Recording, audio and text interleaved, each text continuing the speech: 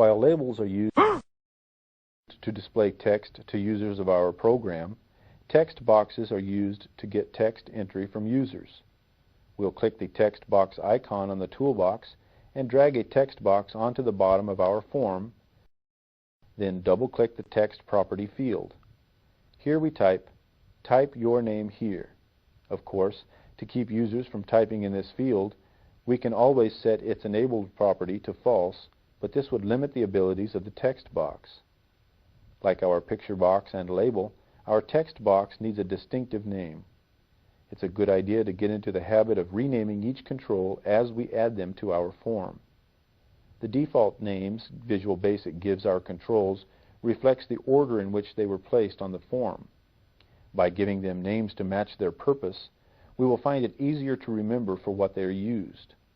To give our text box a name we will remember, we scroll up through the properties list until we reach the name property and enter txt_entry1 as the name of our text box.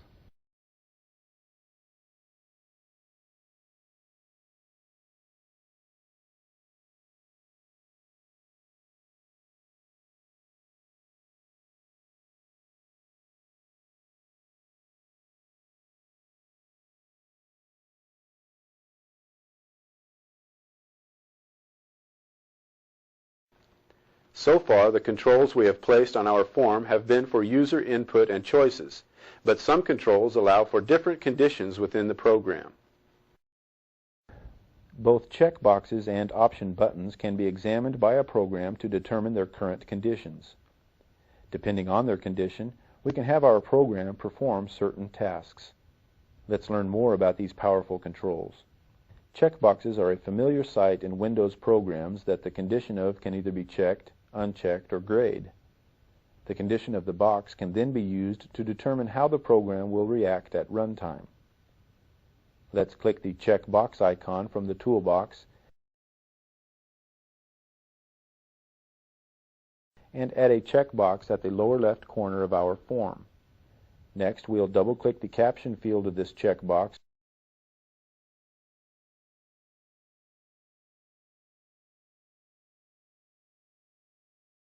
and change its value to picture. Now, we'll scroll down through the list of properties until we find the value field. This is where we determine how the checkbox appears at runtime, whether checked, unchecked, or grayed. We'll click in the field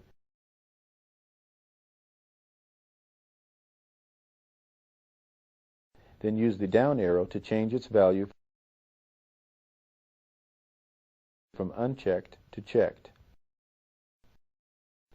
Notice the checkbox on our form updates to reflect this new condition. We scroll to the top of the properties list and see Check 1 is listed as the name of our checkbox. Since we will only be using one checkbox on our form, this name should be fine for our use. Frames are used to group controls, allowing them to work together as if they were a subform within the main form.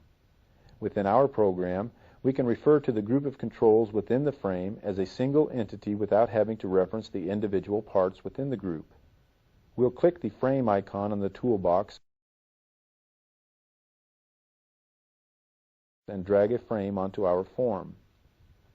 Frames can have visible or invisible borders by toggling their border style property from fixed to none. Since most frames are used to group controls, it's usually a good idea to leave the border visible, so users can see the organization of controls for themselves.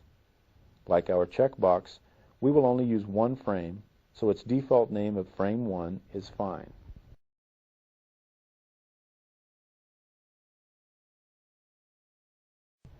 Option buttons are similar to checkboxes.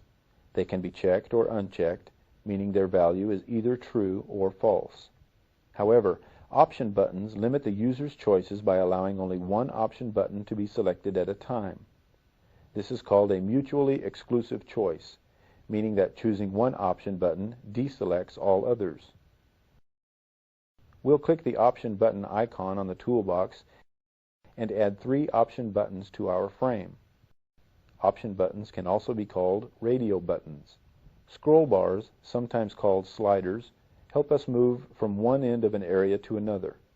They are also ideal for moving in situations where specifying numbers would be inappropriate for the user. Some concepts, like light and dark, are not expressed well with numbers, and scroll bars can be used to get input from a user on a visual level. Let's click the vertical scroll bar icon on the toolbox and drag a scroll bar onto our form.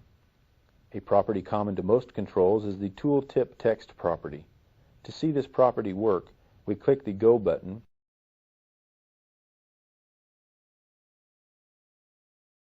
and scroll down through the properties list to tooltip text. Here we type, "This button does absolutely nothing." Next, we press the F5 key on the keyboard to run our program and move the mouse over our Go button. We see a tooltip with our text appears. Any visible control can have its own distinctive tooltip to help users know what the control does without having to select the control. We click the Stop button on the toolbar and are returned to the work area.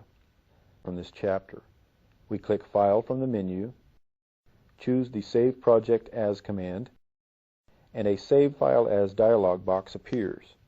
Because we haven't previously saved the project or form, we must provide names for each of these files. So first, we enter the form name Chapter 2, press Enter, and our form is changed. Then the next dialog box appears. Here we enter the name of our project. Again, we choose Chapter 2, press Enter, and our project is saved.